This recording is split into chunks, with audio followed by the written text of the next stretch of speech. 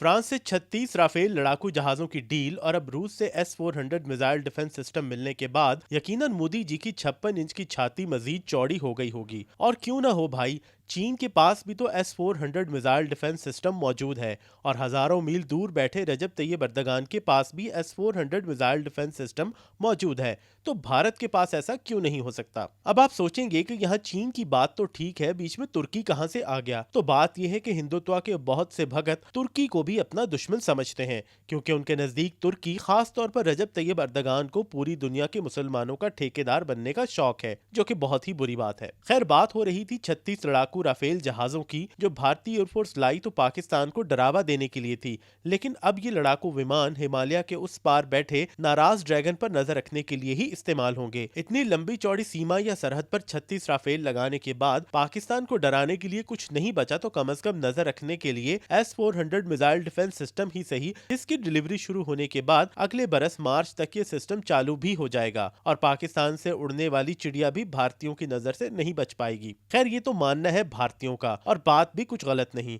इसी सिस्टम की वजह से अमेरिका और तुर्की के दरमियान F-35 की बनी बनाई डील बिगड़ गई और अमेरिका भी एक वक्त पर भारत को आंखें दिखाता रहा। आखिर S-400 मिसाइल डिफेंस सिस्टम है क्या ये सिर्फ भारत के पास है और क्या इससे पाकिस्तान की एयरफोर्स बिल्कुल बेकार हो जाएगी? यकीनन ऐसा नहीं। पाकिस्तानी अगर ये समझें कि भारत का S-400 सिस्टम बिल्कुल बेकार है या इसमें उनकी बद्दुआओं से कीड़े पड़ जाएंगे, तो हरगिज ऐसा नहीं होने वाला। दुनिया में कोई भी हथियार बनता है तो उसका तोड़ भी बनता है, चाहे देर से बने या मुश्किल से बने, बन ही जाता है। लेकिन ये बात मान लेनी चाहिए कि S-400 मिसाइल डिफेंस सिस्टम इस वक्त दुनिया का बेहतरीन मिसाइल डिफेंस सिस्टम है। चीन ने भारत के साथ कशीदगी के बाद मशरकी लद्दाख में लाइन ऑफ एक्चुअल कंट्रोल पर यही S-400 मिसाइल डिफेंस सिस्टम नस्ब किया था। यानी भारत ने अगर अब ये सिस्टम लिया है तो चीन इसको इस्तेमाल करने का तजर्बा करके उससे आगे निकल चुका है। भारत ने रूस से तकरीबन $5.5 अरब मालियत के 5 S-400 triumph missile defence system खरीदे थे और ये मुआहदा 2018 में किया गया था। ये मिसाइल निजाम अलग अलग हिस्सों में इंडियन एयरफोर्स और नेवी के मालबरदार जहाजों के जरिए भारत के एक दिफाई अड्डे पर लाए जा रहे हैं। मिसाइल सिस्टम को असेंबल करने के लिए रूसी माहिरीन भी भारत पहुंचे हैं, जो मिसाइलों के अलग अलग टुकड़ों को यहाँ एक साथ जोड़कर मुकम्मल S-400 मिसाइल सिस्टम बनाने में मसरूफ हैं। S-400 मिसाइल डिफेंस सिस्टम को दुनिया का जदीद तरीन और इंतहाई मौसर फिजाई दिफाई निजाम ख्याल किया जाता है। ये निजाम फिजा से किए जाने वाले सभी हमलों यानी ड्रोन, मिसाइल, रॉकेट और जंगी जहाजों से किए जाने वाले हमलों से तहफ्फुज फराहम करने की अहलियत रखता है। अब सवाल ये पैदा होता है कि ये काम कैसे करता है। तो जान लीजिए कि S-400 सिस्टम एक ऑफेंसिव नहीं बल्कि डिफेंसिव वेपन सिस्टम है, यानी ये खुद से हमला नहीं करता बल्कि हमले या हमलावर को रोकता है। इस काम के लिए तवील फासले तक निगरानी करने के लिए S-400 का रडार हर चीज पर नजर रखता है और कमांड व्हीकल तक मालूमात फराहम करता है। ये कमांड व्हीकल मुख्तलिफ और मुमकिना अहदाफ का जायजा लेती है, जिसके बाद हदफ को पहचान कर कमांड व्हीकल एक मिसाइल लॉन्च करने का हुक्म देता है। मिसाइल लॉन्च करने के लिए एक ऐसे व्हीकल का इंतखाब किया जाता है जो कि हदफ के हिसाब से सबसे बेहतरीन मकाम पर मौजूद हो। हदफ कहीं बचकर जाने ना पाए, इस काम के लिए रडार मिसाइल को हदफ तक पहुंचने में मदद फराहम करता है। जैसे कि पहले भी कहा जा चुका है कि S-400 बुनियादी तौर पर एक दिफाई मिसाइल सिस्टम है। ये 40 किलोमीटर से 600 किलोमीटर की दूरी तक बैक वक्त 400 टारगेट्स पर नजर रख सकता है। इसका मतलब यह है कि अगर पाकिस्तान में कहीं भी कोई तैयारा परवाज करता है तो भारत को वार्निंग मिल जाएगी कि वहां से किसी तैयारे ने परवाज भरी है। इसमें 4 तरह के क्रूज मिसाइल भी हैं जो कि आने वाले मिसाइलों, जंगी तैयारों, ड्रोन्स को तबाह करने की सलाहियत रखते हैं। भारतीय दिफाई माहिरीन के मुताबिक S-400 missile defence system Pakistan और चीन के फिजाई हमलों को जायल करने को मद्देनजर रखकर हासिल किया गया है। भारतीय माहिरीन के मुताबिक पूरा मिसाइल निजाम